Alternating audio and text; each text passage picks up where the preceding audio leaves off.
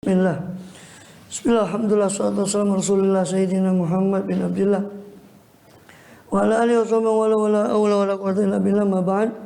Kita masih melanjut di kitab Ihya Ulumuddin masih dalam pembahasan ilmu fardu kifayah. Ini masih pembahasan yang panjang tentang pembuktian Imam Ghazali untuk membuktikan bahwa imam-imam mazhab itu yang terkenal fikihnya, mereka juga bukan hanya tidak buta kepada ilmu hati, bahkan mereka itu juga orang-orang yang ahli dalam ilmu, masalah ilmu kalbu, kezuhudan mereka, keikhlasan mereka. Ini kata beliau yang tidak diikuti oleh para ulama fikih yang hanya umpama belajar sekedar zahirnya saja. Nah, dan dengan ini pula beliau ingin membuktikan bahwa fikih itu ilmu dunia. Nah, ini tanpa ilmu kalbu, ilmu akhirat, ya mengharapkan fikih saja untuk mendekat diri kepada Allah itu majnun, kata Imam Ghazali, ya kan? Siapa yang mengharap dengan fikih saja dia sampai, itu majnun. Di awal pembahasan ilmu fardu kifayah belum menyatakan seperti itu. Ya, tanpa ilmu ihsan, hanya ilmu Islam saja atau ilmu Islam dan iman saja tanpa ihsan. Kemudian Imam Malik, Imam Syafi'i sudah selesai, beliau ingin menunjukkan tentang, dan sudah kita bahas panjang lebar, bagaimana kezuhudan Imam Syafi'i, bagaimana getolnya ibadahnya Imam Syafi'i radhiyallahu anhu, ya, juga bagaimana ikhlasnya beliau dalam berfikih, menginginkan supaya ilmunya itu tersebar tanpa menisbatkan pada diri beliau radhiyallahu anhu wa nafa'ana bih. Nah, setelah Imam Syafi'i, beliau di sini kemukakan tentang Imam Malik. Ya, tentang Imam Malik. Wa Imam Malik radhiyallahu an, ataupun Imam Malik bin Anas bin Malik bin Abi Amir bin Amr bin Harith dan seterusnya sampai kepada Himyar, nasabnya itu bin Harith bin Ghaiman bin Khuthail bin Amr bin Harith Dhu Asbah tadi bin Suwaid, yang keturunan daripada Dhu Asbah. Dhu Asbah ini satu penguasa Himyar yang masuk Islam.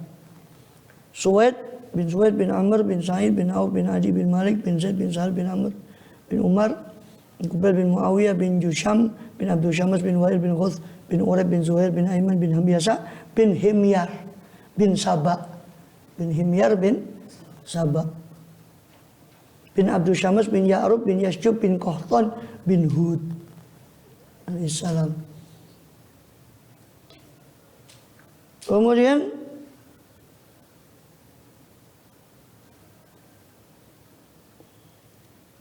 hasil banyak tentang asal-usul Imam Malik, kita loncat saja langsung. Bainahu kana, maka sesungguhnya Imam Malik itu kana adalah beliau radhiyallahu anhu aidan juga mutahalliyan, menghiasi siapa Imam Malik akan dirinya bihadil khisalil khamsi, dengan perkara yang 5 itu, seperti yang sudah dibahas di Imam Syafi'i. Ya, perkara yang 5 itu tentang kezuhudannya, ya, tentang ibadahnya, getolnya ibadahnya, tentang pengetahuannya tentang ilmu hati, ya, juga tentang keikhlasannya, ya, dan tentang bahwasanya beliau yang kelima tentang masalah tafarruq dalam ilmu fikih. 5 perkara ini yang sudah kita bahas sama Imam Syafi'i juga akan dibahas oleh Imam Ghazali pada diri Imam Malik, tentang pembuktian bahwa Imam Malik bukan hanya ngerti dalam tafarruq, dalam mencabang-cabangkan ilmu fikih, dan beliau juga ahli ibadah, beliau juga orang zuhud, beliau juga orang yang ngerti tentang ilmu hati, beliau juga orang ikhlas. Ada perkara yang 5 ini, kata Imam Ghazali, ya, Imam Malik juga termasuk orang yang mutahalli, yang menghiasi dirinya dengan perkara yang 5 ini tadi. Fa nusu'ila ma taqulu ya Malik fi talabil ilmi, sebab beliau ditanya, apa yang kau ucapkan Imam Malik fi talabil ilmi, tentang mencari ilmu. Maka beliau mengatakan, maksudnya tentang pemahaman bahwa menuntut ilmu, talabul ilmi itu fardhah. Apa maksudnya? Faqala fi jawabihi, maka beliau berkata dalam jawabannya, hasanun jamilun. Menuntut ilmu itu suatu yang bagus dan indah. Walakin inzur alladhi yalzamuk. Akan tetapi kata Imam Malik, perhatikanlah kepada yang yalzamuka, kepada sesuatu yang mengharuskan pada dirimu. Mengharuskan apa? Alladhi itu kepadamu. Min berupa min hin tusbih. Dari mulai sejak kau masuk waktu pagi, ilahin tumsi, sampai kau masuk waktu petang, malam hari, falzamhu lazimilah yang harus pada, yang wajib pada dirimu. Kau bangun tidur, apa yang wajib bagimu? Doa pada Allah, ingat. Ya. Bangun malam sebelum subuh, salat subuh, seterusnya. Terus apa yang harus bagimu mulai dari bangun tidur sampai tidur lagi, kau lazimi itu. Artinya nuntut ilmu bagus, tapi memperhatikan pengamalan ilmu mulai dari kamu bangun sampai kamu tidur itu lebih bagus. Bukan hanya menuntut ilmu. Maka rahimahullah, dan adalah Imam Syafi'i rahimahullah radhiyallahu anhu wa nabi. Rahmatullah rahimahullah taala fi ta'zimi ilmi dini mubalighan. Beliau itu orang yang di dalam mengagungkan ilmu agama itu mubalighan, melebih-lebihkan dalam mengagungkan ilmu agama. Sangat lebih, sangat kuat dalam pengagungan beliau kepada ilmu agama. Hatta sampai-sampai diriwayatkan karena idza arada ayu hadis, beliau itu kalau ingin menyampaikan hadis, tawaddoa, beliau wudu dulu. Wa jalasa ala sadri firasyih, beliau duduk memberi hadis, mengajar hadis. Beliau ingin memberi hadis, mengajar hadis, beliau wudu. Wa jalasa ala sadri firasyih, beliau duduk di hadapan daripada firash, ya, daripada kasur beliau, tempat duduk beliau. Sarrohaleh, ya tahu, beliau tata jenggotnya, jenggot beliau. Wasta'amala tib, beliau pakai wewangian. Watamakana fil julus, beliau tamakun, tegap atau tetap posisi beliau dalam duduk, ala waqar, atas ketenangan, wahaibah dan kewibawaan. Ini tidak usrak, tenang. Summa haddatha, baru kemudian beliau memberi hadis, menyampaikan hadis. Faqila lahu, maka dikatakan, ditanya kepada Imam Malik, fi dzalika, tentang perbuatannya itu. Kenapa Imam Malik kok gitu-gitu amat? Kok kamu tuh kalau memberi hadis, kenapa? Faqala, maka beliau menjawab radhiyallahu anhu, Nabi uhibbu an u'azima hadits Rasulullah sallallahu alaihi wasallam. Saya kepingin mengagungkan dawuh-dawuhnya, hadisnya Kanjeng Nabi sallallahu alaihi wasallam. Saya melakukan itu untuk mengagungkan hadisnya Rasul sallallahu alaihi wasallam. Ini bukan jaim, bukan jaga image, bukan dah. Saya mengagungkan hadisnya Rasul. Qala Malik, bahkan pernah suatu kali Imam Malik itu ada semacam kalajengking atau saya lupa, di punggungnya itu nyusup ketika dia ngajar. Ya, itu tetap beliau dalam posisi duduknya menyampaikan hadis itu sampai selesai hadis, baru beliau suruh muridnya, dibilang, dilihat ada aja sudah menyengat belasan sengatan di situ. Beliau tetap. Kenapa? Gak mau mutus hadisnya Rasulullah SAW. Ya. Radhiyallahu anhu. Qala Malik, maka berkata Imam Malik, al ilmu nurun. Ilmu itu cahaya. Ilmu itu nur, cahaya, bukan nurun temurun ya. Al ilmu nurun, bukan nurun temurun. Ilmu itu cahaya. Ya. Yaj'aluhu Allah haitsu yasha. Yang mana Allah menjadikan ilmu yang cahaya yang yaj'aluhu, yang Allah menjadikannya, menjadikan cahaya itu haitsu yasha, di mana Allah kehendaki. Walaysa bikatsarati riwayah, dan ilmu itu bukan dengan banyaknya periwayatan. Meriwayatkan dari fulan, bukan dengan itu. Tapi ilmu itu cahaya. Hakikat ilmu adalah nur tadi itu. Wa hadzal ihtiram. Kemudian Imam Ghazali mengomentari, adapun ini penghormatan, wa tauqir, pemuliaan. Ya dulu itu menunjukkan apa ini ala quwwati ma'rifati, atas kekuatan ma'rifah, kekuatan pengenalannya Imam Malik. Beliau itu radhiyallahu anhu bi jalalillahi taala, tentang keagungan kemahagungan Allah SWT. Semua yang beliau ungkapkan dalam penghormatan beliau pada hadis Rasulullah SAW, penghormatan beliau pada ilmu syariat, itu menunjukkan agungnya pengetahuan makrifah beliau kepada Allah, tentang pada keagungan Allah SWT. Wa amma iradatu wajh Allah Ta'ala bil ilm, adapun iradatuhu, kehendak Imam Malik, menghendakinya Imam Malik akan wajh Allah, akan ridhonya Allah Ta'ala dalam masalah ilmu, dalam menyebarkan ilmu, fayadulu alaihi qauluhu, maka itu menunjukkan atasnya, atas iradatu wajh Allah tadi bil ilm, apa qauluhu, apa perkataannya Imam Malik radhiyallahu an, al-jidalu fid dini laisa bisyai', perdebatan dalam agama itu bukanlah sesuatu yang bisa dianggap, bukan dianggap sesuatu. Karena orang, kenapa? Boleh mengatakan karena kebanyakan orang kan dalam berdebat itu cari menang-menangan. Ilmu agama bukan untuk itu. Ilmu cari bukan untuk itu. Perdebatan bukan sesuatu laisa bisyai', tapi mencari karena wajah Allah, karena ikhlas kepada Allah, bukan karena ingin dibilang dia itu alim dan sebagainya. Wa yadullu ala qauli Syafi'i, dan menunjukkan atasnya, atas hal itu, atas bahwa keinginan beliau akan ridha Allah. Apa qaulu Syafi'i, apa pendapat Imam Syafi'i rahimahullah, inni syahitu malikan waqad su'ila an tamanin wa arba'ina masalah. Sungguhnya aku menyaksikan Imam Malik, kata Imam Syafi'i. Waqad su'ila, dan beliau itu sudah pernah ditanya tentang 48 masalah. Waqala, maka berkata berucap siapa Imam Malik, fitnataini wa thalathina, dalam 32 masalah, mina dari 48 masalah, la adri, saya tidak tahu.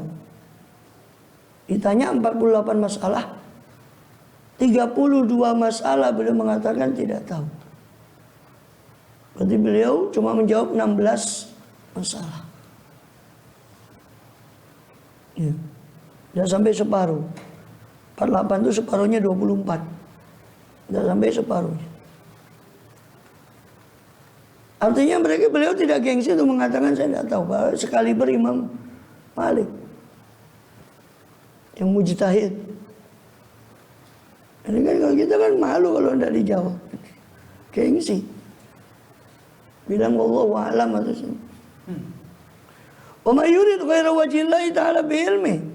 Dan siapa-siapa yang menghendaki, siapa man ghaira wajhillah, bukan atau selain wajhullah, selain ridhonya Allah Ta'ala maluhur bi ilmi, dengan ilmunya man, fala tasmah nafsu, maka tidak mungkin mengizinkan apa jiwanya man tadi bi an yukirra, untuk berikrar mengakui siapa man ala nafsihi, atas dirinya, bi anna la yadri, bahwasanya dia tidak tahu.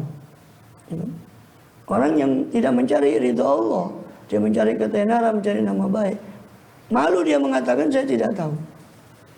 Tapi Imam Malik 48 pertanyaan dia cuma jawab 16, lebih 32 pertanyaan dia jawab la adri, saya tidak tahu.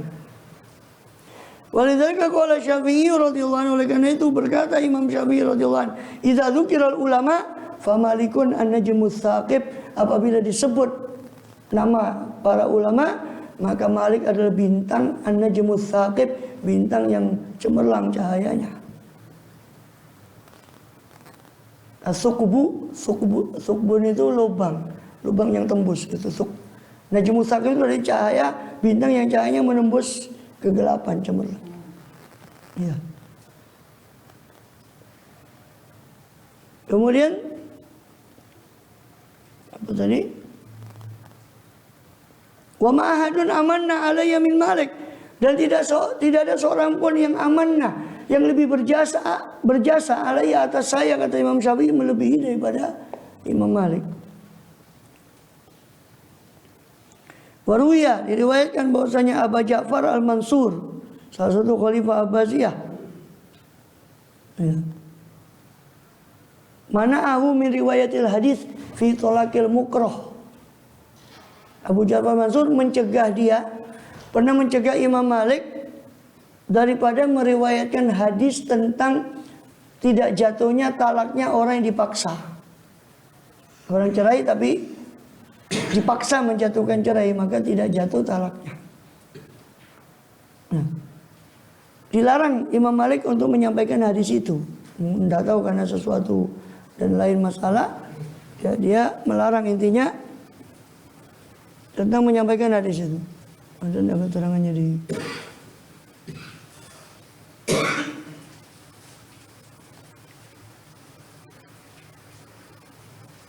Kemudian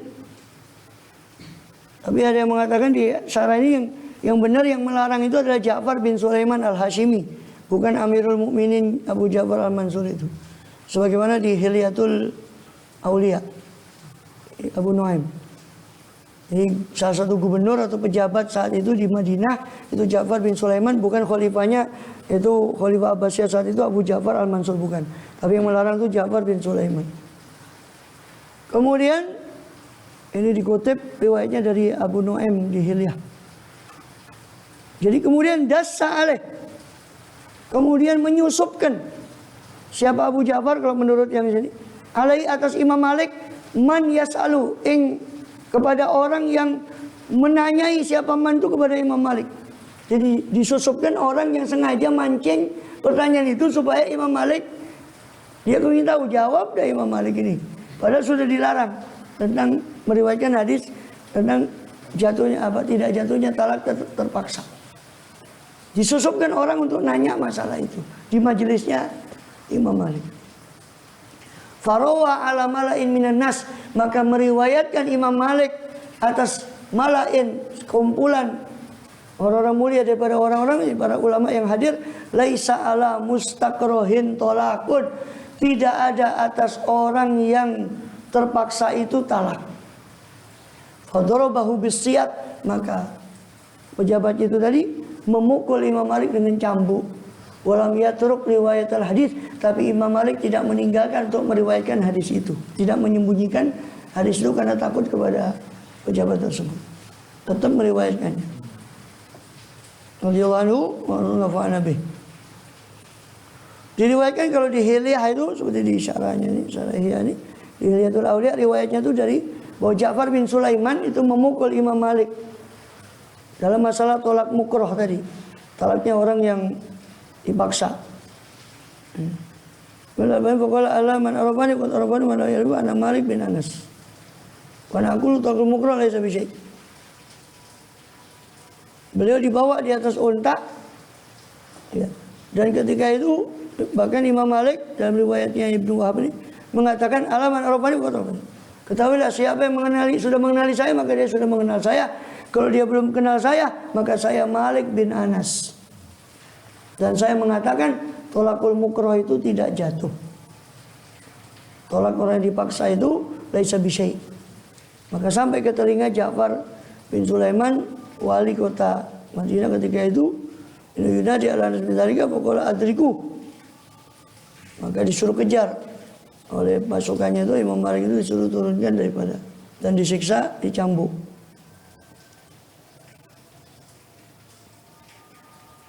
Kemudian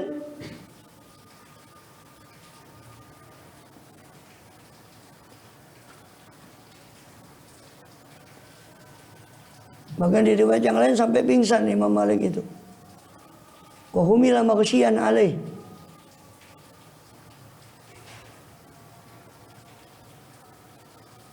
Bahkan beliau mengatakan, "Iduribtu, saya dipukul tentang dalam masalah-masalah yang seperti yang dipukulnya para tabi'in dulu," kata beliau. Sa'id bin Musayyab, Muhammad bin Al-Muqaddir, kata beliau. Muhammad bin Muqaddir, Rabi'ah. Dan la khairu fi man la yu'dha fi hadzal amr. Tidak ada kebaikan pada orang yang tidak mengalami gangguan untuk menyampaikan amar ma'ruf nahi munkar. Kemudian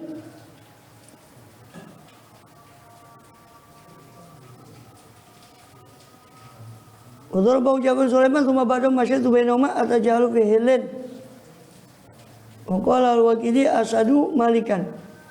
Ada yang mengatakan para ulama, sebagian ulama yang ada di situ yang hasud iri sama Imam Malik melaporkan kepada Ja'far bin Sulaiman itu, wali Madinah, wali kota Madinah. Hanya sampai Imam Malik sampai Ja'far bin Sulaiman itu marah dan memanggil Imam Malik lalu menghukum hukum cambuk tadi.